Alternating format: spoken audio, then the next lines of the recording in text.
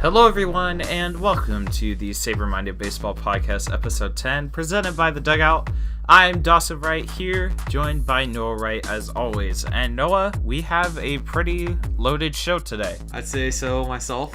I mean, I know it's been a while since the last episode's release, but we've had some stuff happening. Noah and I met in person for the first time. All the way in Washington, Pennsylvania.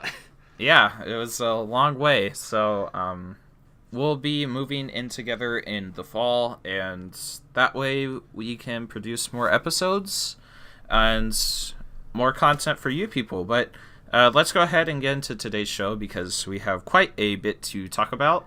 And let's start off with the man himself, Chris Paddack. He's been amazing. Yes, he really has. And amazing might be an understatement of how good he's been this year.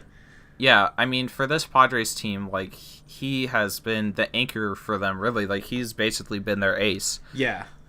So far this season, he has a 2.33 FIP, xFIP of 3.43, a pitching WAR of 1.4, K per 9 of 10.18, a watts per 9 of 2.21, home runs per 9 of 0.44, and he has a BABIP of 0.176. That's very, very good. And do you know how the Padres got him? Tell me. He was traded. Well, he was originally drafted as a Marlin, and back in 2016, he was traded from the Marlins to the Padres for Fernando Rodney. Can we just give a moment for the Marlins really quick? Ah, man, Fernando Rodney. Why Marlins? Wow, the Padres, they really know what's up because they got a gem. And one thing that happened over the weekend, Chris Paddack told The Athletic he was talking about the National League Rookie of the Month because he didn't get it. Pete Alonso got it. And then Chris Paddack was kind of upset. And he told The Athletic, "Do I wish it was me? Yeah. But the way I look at it is, do you want to be Rookie of the Month or Rookie of the Year? We'll see, man." And so, good response. It happened to turn out that this past Monday, the Mets were playing the Padres, and Chris Paddack happened to be pitching, and Pete Alonso happened to be in the lineup, and Pete Alonso went 0 for 4 with 3 strikeouts. But after the game, Pete Alonso, his response to Chris Paddack, he said, "If he was mad about that, I mean, there are 5 other months in the season." So we got some beef between these two. Rookie beef. Rookie that's beef always fun is to the best see, kind of beef. Yeah. See two players have a kind of a rivalry. I mean, it's especially great when they're in the same division. Unfortunately, the Mets and the Padres are not, but at least they're in the same league, so we get to see this matchup going on pretty often, and it should be very interesting who ends up winning Rookie of the Year, because at the moment it looks like it'll be between those two, and that's going to be quite the race going so far. I mean, it might just end up on who doesn't get injured, but we'll see.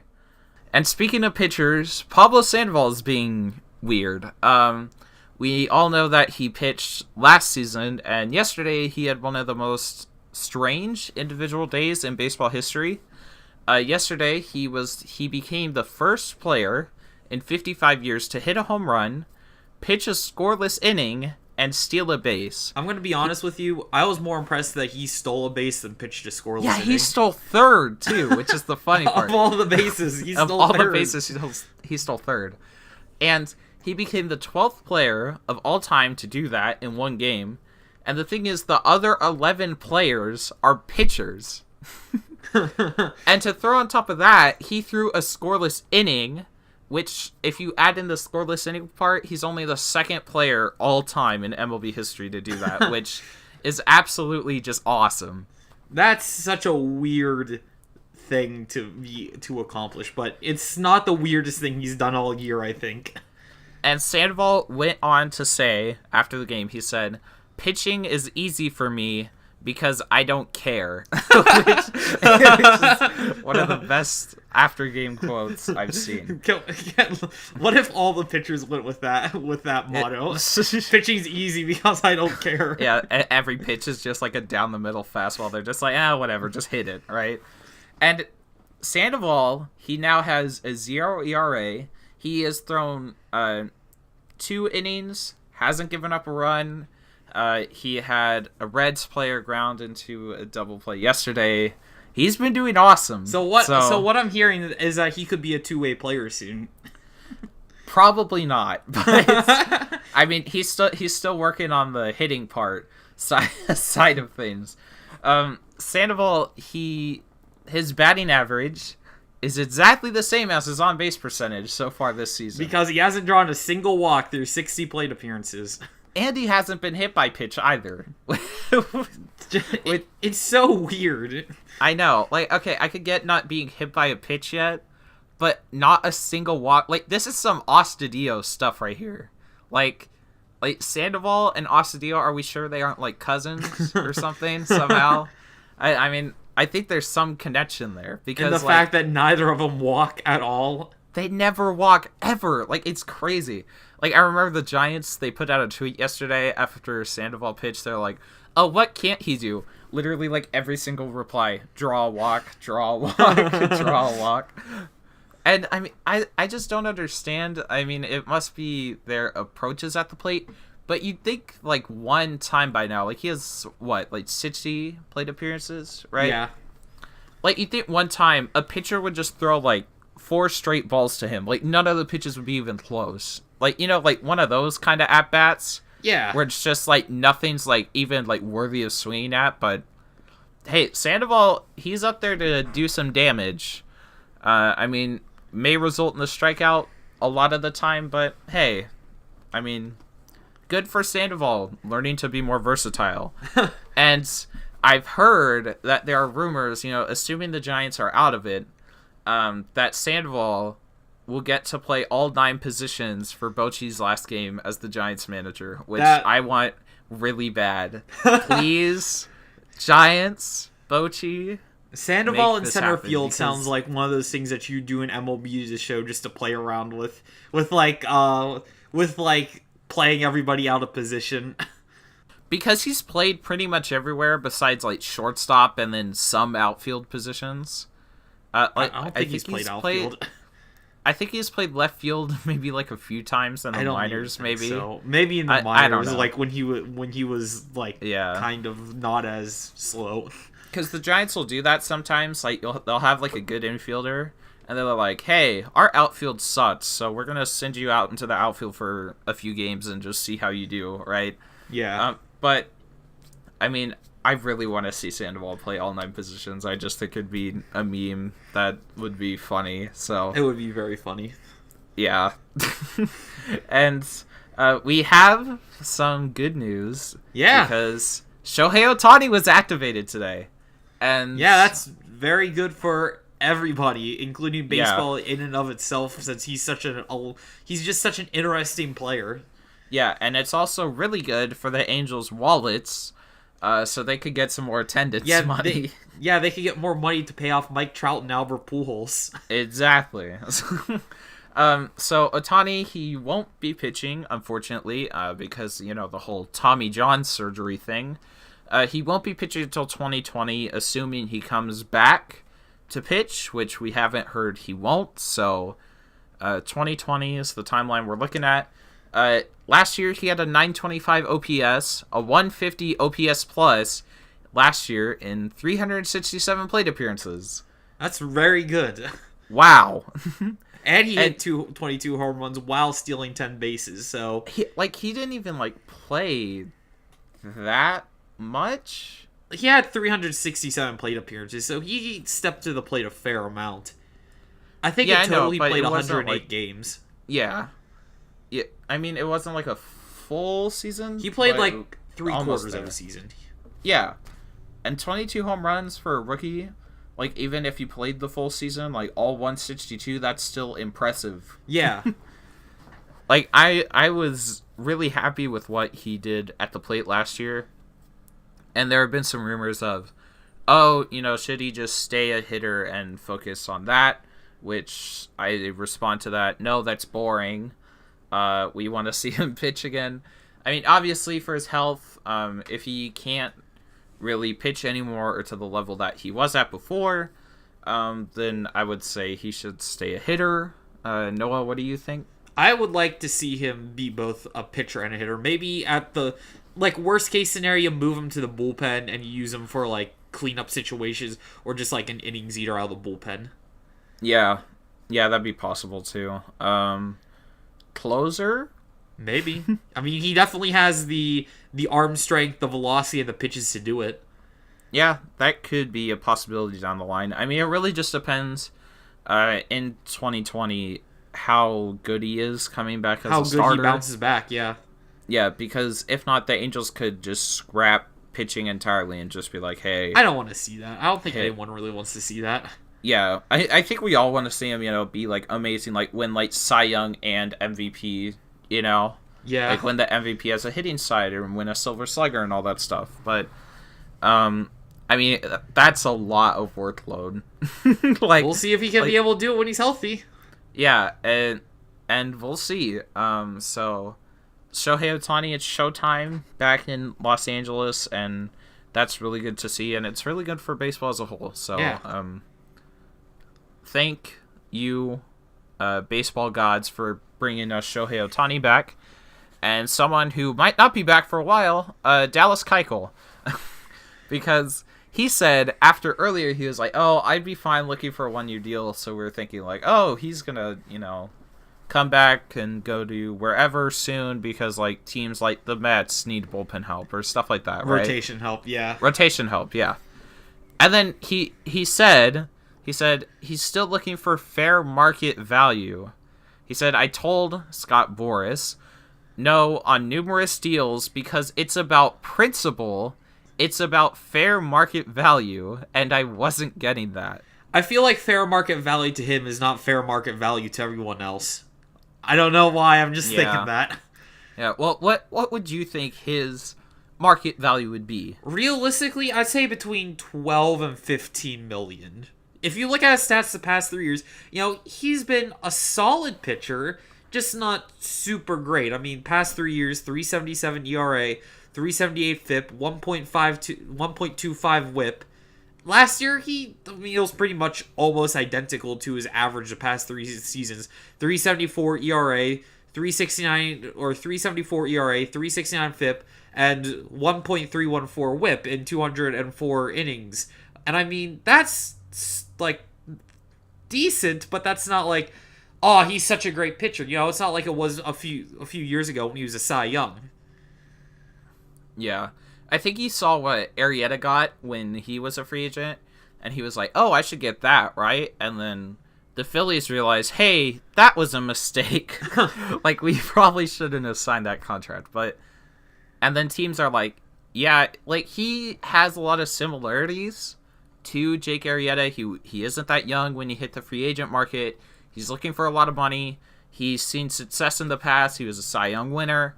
But the trend hasn't been looking all that great. Yeah, it's not promising for Arrieta. I mean, not Arrieta. Keuchel. But I would say 12 to 15 a year is fair to him. It depends if teams are looking for a backloaded or front-loaded contract. That would affect the numbers overall. But what do you think for years for Dallas Keuchel? 3? 3. I probably wouldn't go more than 3.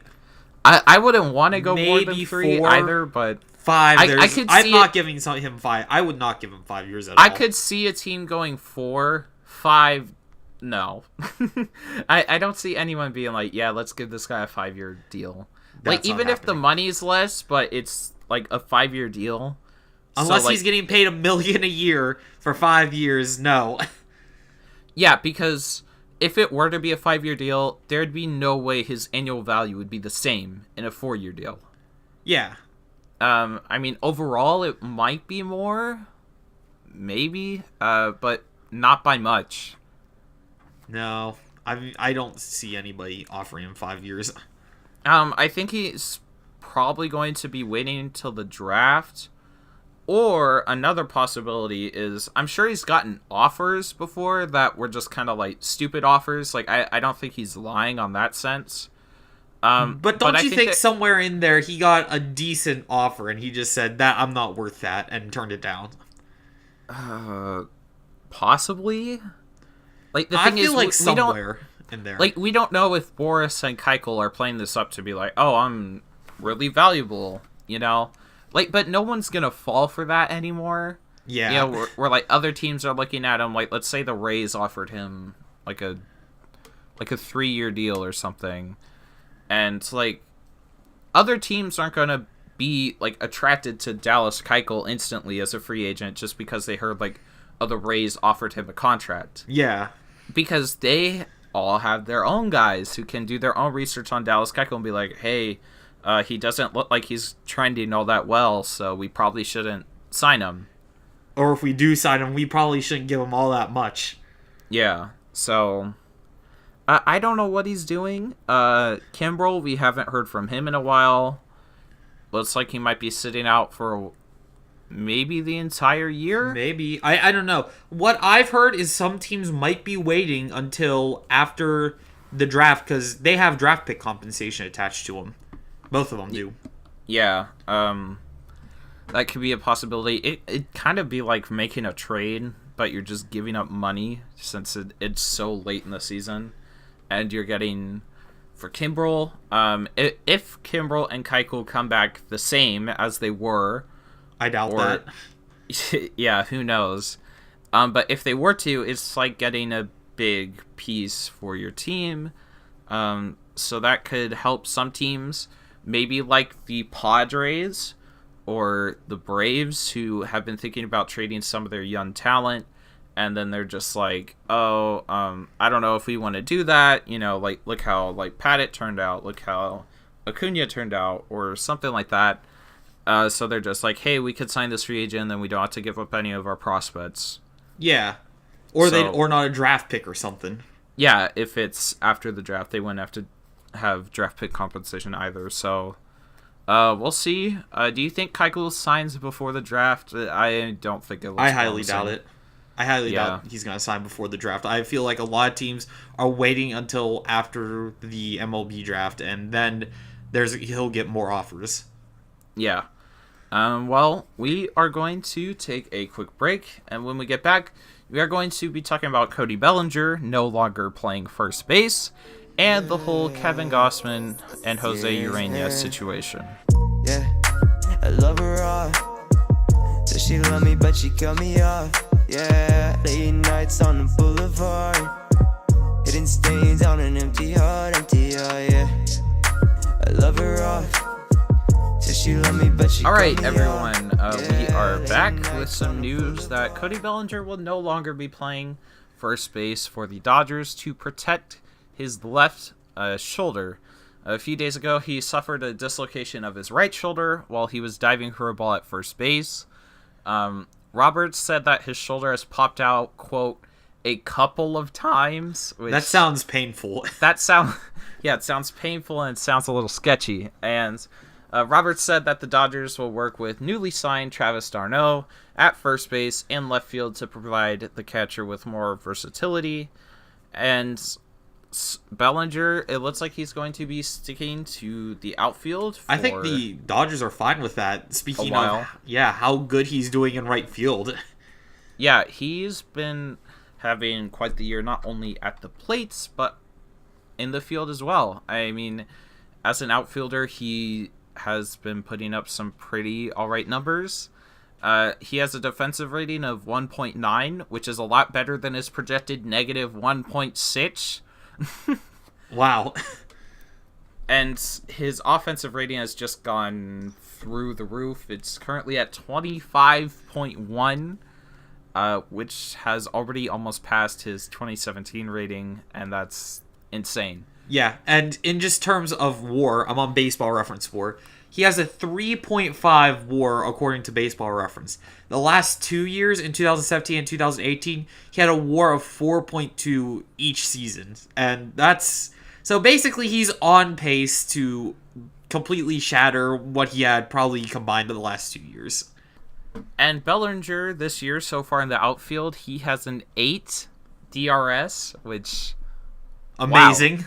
Yeah, I mean, when I first heard about Bellinger, because at first I really only thought he was a first baseman. That's really all I thought of him as. And then I heard oh, he's playing center field, and I'm like, all right, are they sure about that? I just really wasn't aware at the time how good he can be defensively. And, I mean, he's really a lot better at fielding in the outfield than he is at first base. Yeah. I mean, at first base, he's all right. But in the outfield, he's a real threat.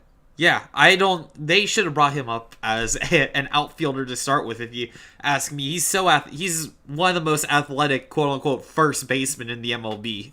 Yeah. I remember I was watching the Giants game when they were playing the Dodgers, and Bellinger just threw a missile to third base and just gunned Crawford. Yeah, he has a cannon. Yeah, and Crawford was like, whoa. He was That's a first baseman. Yeah, I mean, that's just insane. I mean, I don't really think of him as a first baseman anymore, especially after that. Yeah. But, I mean, it looks like right now it's his or Yelich's MVP to win, because they're both they're on a similar trend so far. Cody Bellinger's hitting .403 this year still. He has he has a slugging percentage above 800 right now, I think. It's 815. Oh my god. Now, obviously, he's not gonna keep that up the entire year, but I mean, will he? Are you sure? It's May. Yeah, it is. Oh my gosh. His slugging percentage is higher than his OPS was last year. Yeah. The only thing I've seen that's been taking a dip so far this year is his BSR, which even this year it's not it's even bad. It's 0.3 so far this year, and that's not even that bad.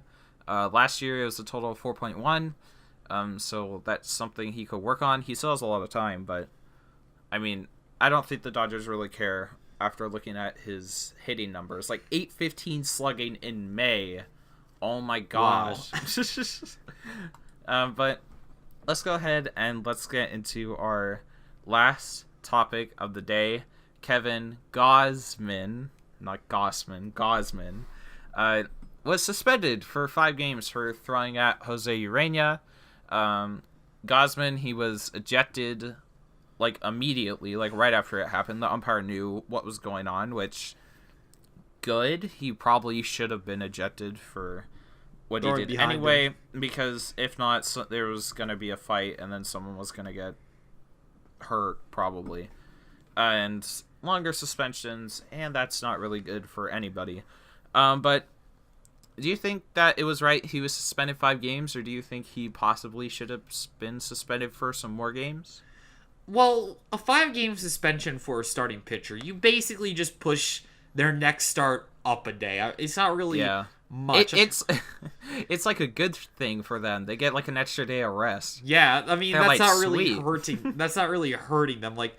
I would say 10 days for a starter if you're gonna really if you want to suspend them and actually make it mean something, I guess. Yeah. But I mean, 5 games, not really that much. But I'm not the commissioner, so I can't really change that.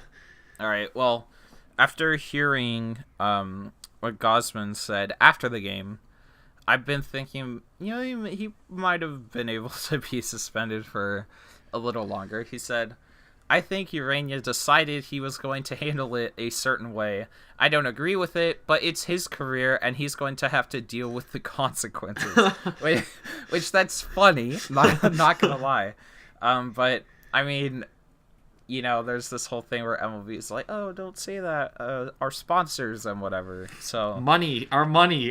Yeah, our money. No, I mean, this could be seen in a good and a bad light, because it's really even though the Marlins are terrible. I know they beat the Cubs yesterday, which woo, go Marlins, but shocking. The Marlins are bad. They're worse than the Orioles, I would say. Are they now? Yes, they're... Well, the Marlins don't have Chris Davis, so therefore... They're worse, exactly. To me, they're one of the worst teams in baseball. There's no reason for anyone really to care about the Marlins right now, right? Like No. even their own fans don't care. Like they have an attendance. They're Of like they're the 200 only ones at are each there. home The game. only ones that are there for the meme. Right. And the Braves, they got into an okay start. They haven't really gotten much run, but I like this kind of. I don't like. I spoke about this about a year ago when Acuna got hit. That it's not right that these players are getting hit because then they get injured. Then MLB loses money. Urania's fine. He didn't really even get hit. I thought he got thrown behind. Yeah, it was like kind of like behind him and like in between his legs. It was weird. I only got to see the clip a few times, but I kind of like this because it gives you a reason to care, and I think that's something that some games and some teams have been needing, especially recently. Especially the Marlins. Yeah, especially recently with the whole tanking trend after, we saw the Astros completely just blow it up and then build it back up again, and then they won a championship in 2017. So when you have teams like the Marlins who no one cares at all, right? The only ones that do care are the people who are memeing them. Yeah, and they're playing the Braves, who right now they're like middle of the division. They're kind of in a shaky They're start. there. Yeah. And you have them play each other.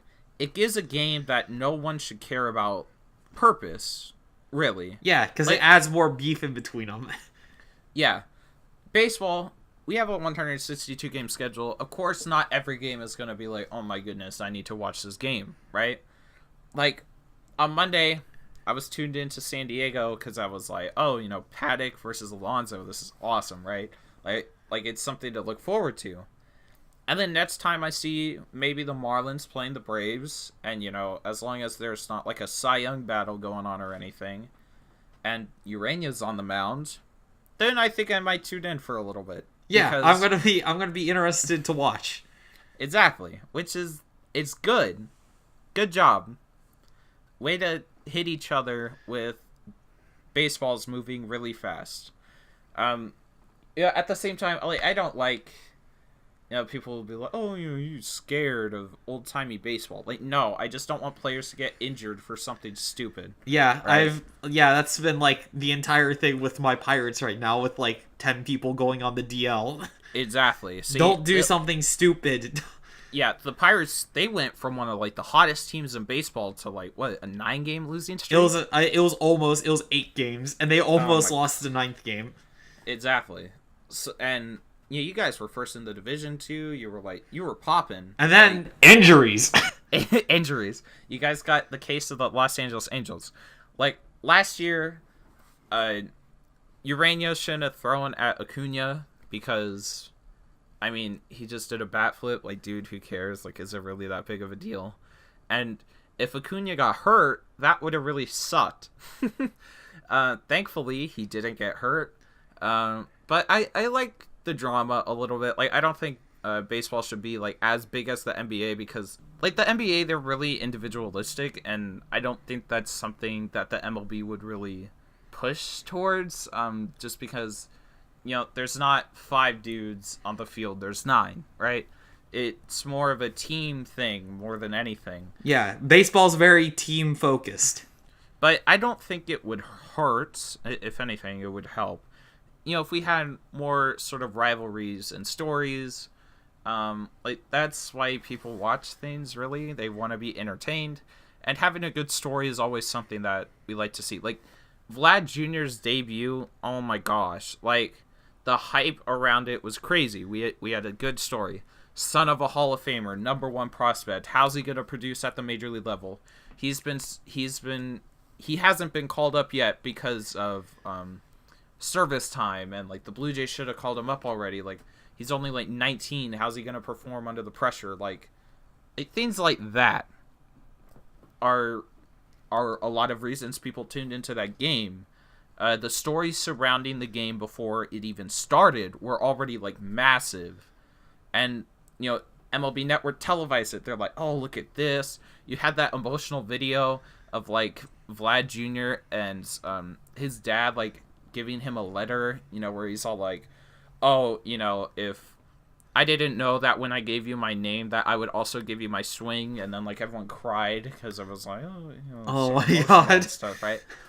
But stuff like that is really good. I like that. I think everyone likes that, and I think that's something that baseball could really use. I don't think it should be like NBA drama level though, because that's just stupid. But if we could find a good middle, then I think that could be a step in the right direction for MLB and MLB teams as a whole. Yeah. But do you want to add anything before we finish? I think we covered everything that's happened in the last week or so. Yeah. My schedule's been lighting up a bit. I'm sure Noah, yours is going to as well. It probably will here in a little bit. Yeah, so we are going to be recording as many episodes as we can very soon. And so if you're listening on Apple Podcasts, be sure to give us a rating. If you're listening on YouTube, be sure to like the video and subscribe to the channel if you're new. And if you're listening on Google Play Music, do whatever it is you do on Google Play Music. And thank you to all you beautiful people for listening, and we will see you all in the next episode. It's been this way ever since you came up. Remember they tried to tell you, now it's too late to help you. Just the same way that you endangered everyone around and made you famous.